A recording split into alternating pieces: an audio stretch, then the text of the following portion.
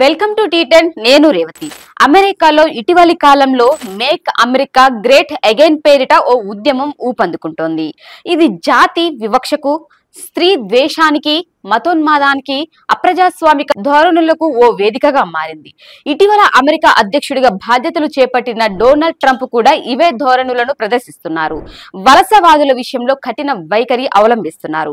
భారతీయులు సహా దేశంలో ఉన్న మైనారిటీలకు వ్యతిరేకంగా శ్వేత జాతీయులను రెచ్చగొడుతూ రాజకీయ ప్రయోజనం పొందుతున్నారు. ఇక మన దేశంలో ప్రధాని Narendra Modi make India great again అనే నినాదాన్ని వినిపిస్తున్నారు. మగా ఉద్యమానికి, మిగా నినాదానికి మధ్య కొన్ని సామీప్యతలు కనిపిస్తున్నాయి. మన దేశంలో కూడా మైనారిటీల పట్ల వివక్ష కొనసాగుతుంది.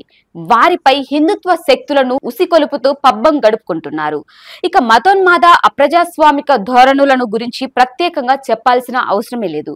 2 వారాల క్రితం త్రివిధ దళాల చైర్మన్, వైమానిక దళ జనరల్ సిక్యూ బ్రౌన్ ను ట్రంప్ పదవి నుండి తొలగించారు. ఆయన త్రివిధ దళాలకు నేతృత్వం వహించిన తొలి అప్రో అమెరికన్ అధికారి. అమెరికా సైన్యంలో అత్యున్నత స్థాయి అధికారి అయిన బ్రౌన్ చేసిన తప్పేమిటంటే ఆయన సమానత్వాన్ని, వైవిధ్యాన్ని గురించి తరచుగా చెబుతుండడమే. అదే ట్రంప్ ఆగ్రహానికి కారణమైంది.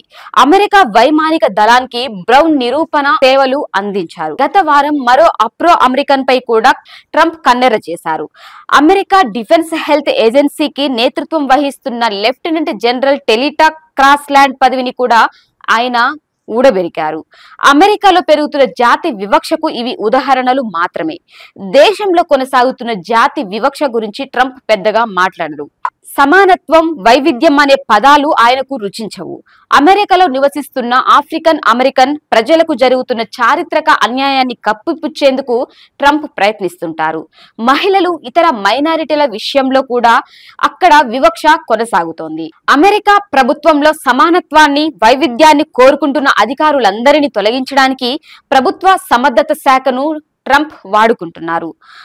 డ్రోకు ట్రంప్ సన్నిహితుడైన ఎలాన్ మస్క్ నేతృత్వం వహిస్తున్న విషయం తెలిసిందే. వాస్తవానికి మగా ఉద్యమం ట్రంప్ తొలిసారి అమెరికా అధ్యక్షుడైనప్పుడే మొదలైంది. ఈ ఉద్యమం శ్వేత జాతీయులు, పురుషుల ఆధిపత్యాన్ని కోరుకుంటోంది.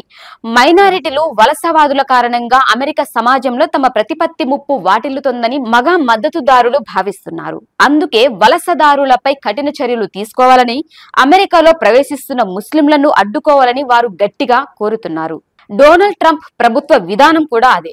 ముస్లింలు అధికంగా నివసిస్తున్న దేశాల నుండి శరణార్థుల ప్రవేశాన్ని నిషేధించే కార్యనిర్వాహక ఆదేశాలపై ట్రంప్ ఇప్పటికే సంతకం చేశారు. శ్వేత జాతి ఆఫ్రికన్ల పట్ల దక్షిణాఫ్రికా వివక్ష చూపుతుందని ఆరోపిస్తూ ఫిబ్రవరిలో ఆ దేశానికి ట్రంప్ సాయాన్ని నిలిపివేశారు.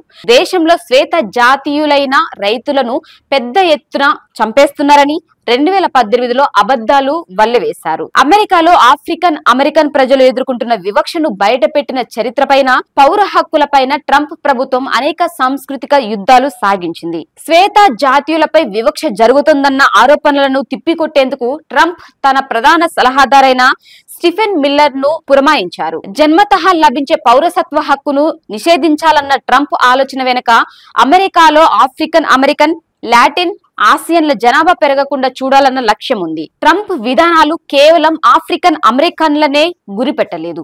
అవి భారతీయులు సహా మైనారిటీలను లక్ష్యంగా ఎంచుకున్నాయి.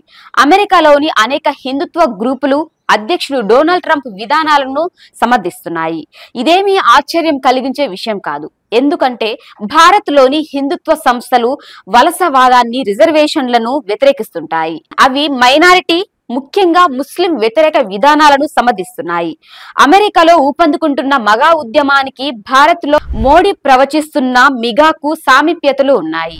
దీనికి మద్దతు ఇస్తున్న భారతీయులు అగ్రరాజ్యంలో జరుగుతున్న పరిణామాలను అధ్యయనం చేసి వివేకవంతమైన నిర్ణయం తీసుకోవాల్సిన అవసరం ఉంది. స్వాతంత్రం వచ్చిన సమయానికి అమెరికాలో 19.3% మంది ఆఫ్రికన్ అమెరికన్లే ఉన్నారు. వీరిలో 7 లక్షల మంది బానిసలుగా జీవనం సాగించారు.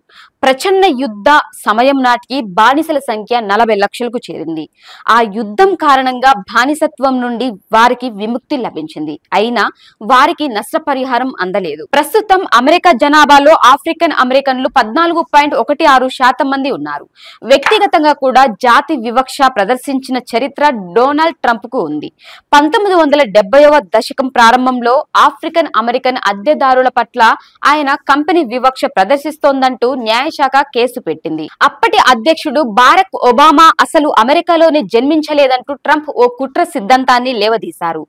అమెరికా తొలి ఆఫ్రికన్ అమెరికన్ అధ్యక్షుడుగా ఒబామా పదవీ కాలానికి గండి కొట్టడానికి ట్రంప్ చేసిన ప్రయత్నంగా దీనిని చూడవచ్చు.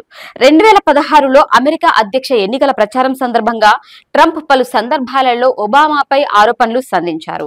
గత సంవత్సరం జరిగిన అధ్యక్ష ఎన్నికల సందర్భంగా చేసిన ప్రచారంలోనూ ఆయన హైతీలపై విషం చిమ్మారు. వారు పిల్లలు కుక్కలను తింటారంటూ అబద్ధాలు ఆడారు. దేశంలో శ్వేత జాతీయులకు వ్యతిరేకంగా అభిప్రాయాలు వ్యక్తమవుతున్నాయని ఆయన టైం పత్రికకు ఇచ్చిన ఇంటర్వ్యూలో చెప్పుకొచ్చారు కూడా. దీనిపై మీ కామెంట్ తెలియజేయండి. ఇది ఇవాల్టి న్యూస్. చూస్తూనే ఉండండి T10.